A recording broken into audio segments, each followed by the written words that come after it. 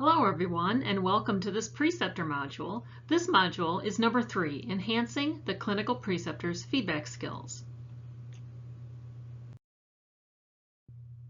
Today's activity will provide 0.25 contact hours of continuing nursing education credit, or CNE credit. Michigan State University is accredited with distinction as a provider of nursing continuing professional development by the American Nurses Credentialing Center's Commission on Accreditation. Completion criteria for this continuing education activity is participation in the learning activity, achievement of 80% or greater on the post-session test, and completion of the post-session evaluation.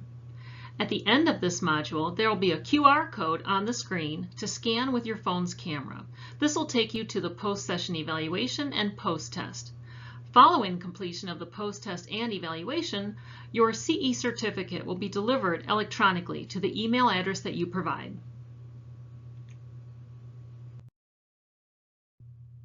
Our learning outcome today is that upon completion of this learning activity, participants will have improved knowledge and be able to state a practice application example of providing effective student feedback.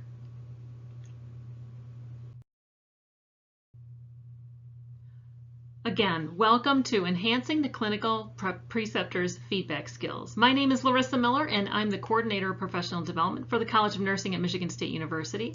And this module was developed in conjunction with Dr. Katie Kowalski.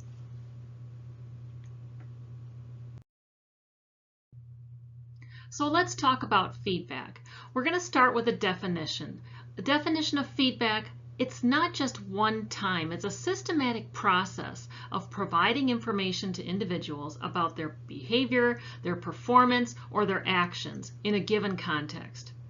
In nursing education, feedback involves the communication of things you may observe as a preceptor, assessments of people's performance, and also recommendations to students for their clinical skills, critical thinking issues, and their professional behaviors.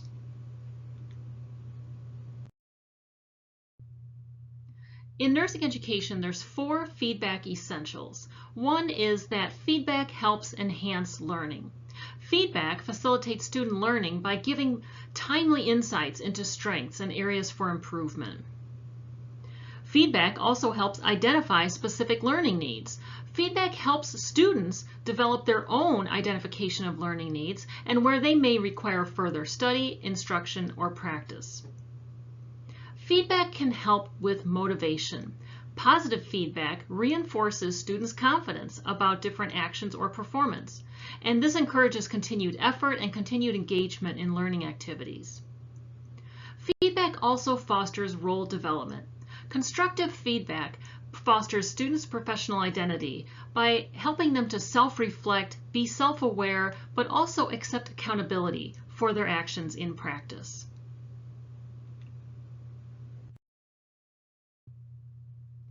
Four key principles of feedback: constructive criticism, specificity, timeliness, and respectful delivery.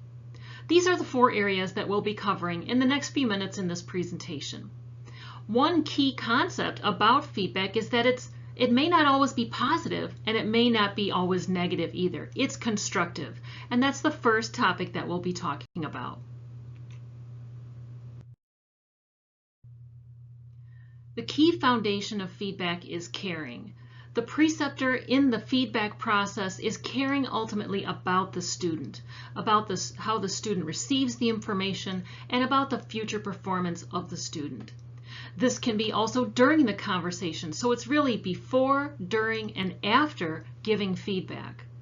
The foundation of caring helps these interactions be meaningful and helps them be accepted by the student. It's all about learning how to give effective feedback, and effective feedback is best when delivered with a foundation of caring.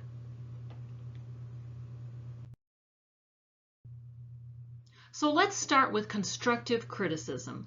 This can be, again, both positive and negative. So that might be areas of strength that you want to emphasize, or it may also be areas of improvement. Constructive criticism is supportive, so it's framed the right way, and it's delivered in a non-threatening manner. Constructive criticism focuses on specific actions or behaviors, not personal attributes. It's about the work or the performance, not the person personally. Feedback contains action items, actionable suggestions for improvement, while being respectful and overall a positive interaction. Constructive criticism might sound a different way when it's negative or when it's positive. And in this presentation, we'll give you some examples of those interactions. So here's a negative example of what constructive criticism may sound like. Ash, your patient assessments need improvement, says the preceptor. The student might say, needs improvement. Can you be more specific? The preceptor might say, just do it better next time. Not very constructive. Here's a positive example of constructive criticism. The preceptor says, Ash, your patient assessments are thorough, but I noticed a few opportunities for improvement in your documentation. Let's review that together. The student then might say, thanks, I appreciate the feedback. I wasn't sure about my abdominal assessment charting. Now you're already meeting in the middle on a question, on a topic that the student was already questioning themselves about. More constructive and definitely moving forward towards those actionable suggestions and action items.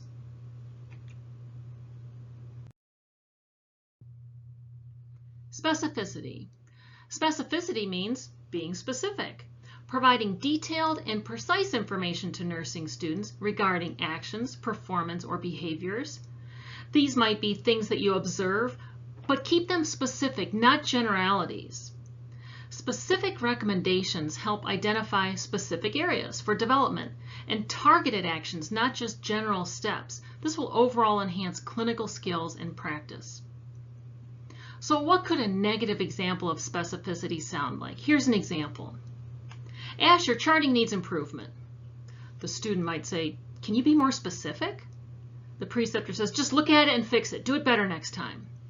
Not very specific. You can imagine that the student is now wondering what to do next. Too broad, and definitely leaves a lot of things wide open.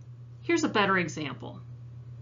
The preceptor might say, Ash, your patient charting is fairly thorough, but I noticed a few opportunities for improvement in your documentation of physical assessment, especially in your abdominal assessment.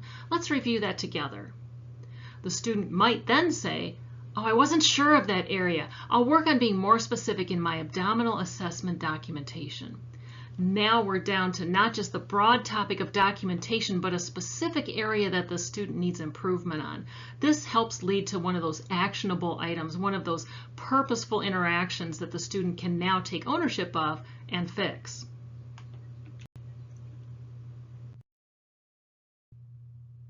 Let's talk about timeliness. Timeliness is providing feedback at the right time. Lots of times that's going to be pretty close to the observed performance or action. Immediately afterwards, the performance or action is usually a good time, but it depends because you also may want some time for the student to reflect on their experiences.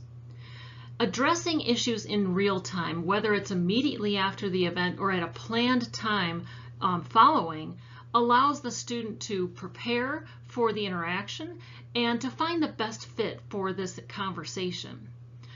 Feedback that's not timely, if it goes on away too far from the event in question, may lead to the student not being able to recall the event, not having a good point of reference, but more importantly, it can let the action continue without interrupting it, and the student may then start to learn a negative pattern. So timely feedback could be, again, it could be following the event, could be soon after, it could be at a time that's mutually decided for a more thorough conversation, but usually follows close to the event at hand. Here's a negative example of timeliness. Ash, I want to talk to you about your 10 a.m. med pass from 2 weeks ago. Can we talk about that later today? The student might say, I don't remember what I did that day. I'd have to look it up in my notes. I thought my med pass was okay that day because you didn't say anything and we didn't talk about it. Here's a better example. Ash, I want to talk with you today about your 10 a.m. med pass from this morning. Can we talk about that before you leave today? The student might say, yes, I remember. I really fumbled with the syringe and the IV tubing. I can talk later today.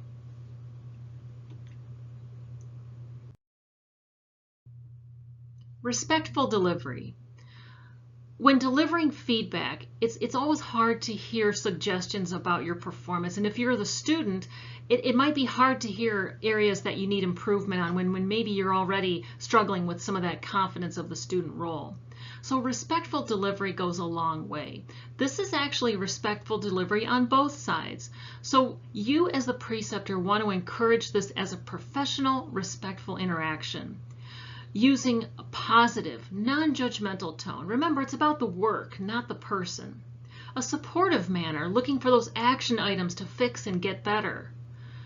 Acknowledging students' efforts and their contributions. This helps them preserve that sense of dignity and their self-esteem as they're developing their professional role. Overall, a good feedback process allows for a supportive learning environment that fosters trust and open communication, two-way communication between you and the student. Here's a negative example of respectful delivery. Well, once again, you really botched that med pass. You're the worst person in the whole group. How are you going to be a nurse? And what if that happened at the nurse's station? The student, they might just burst into tears. Here's a better example. I'd like to hear your thoughts about that med pass. When is a good time for you? And where would you like to talk? The student might say, yep, I had some thoughts about that med pass. After lunch in the break room would work for me. So respectful delivery.